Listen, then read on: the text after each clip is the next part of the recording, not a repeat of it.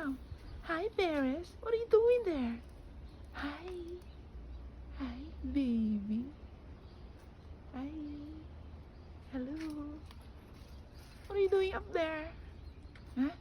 Are you happy? You're happy, girl. Yay. Ay, ay, ay. Look at, guys, it's a beautiful day. Look at my pomegranate. This is our messy backyard. I have some plant too.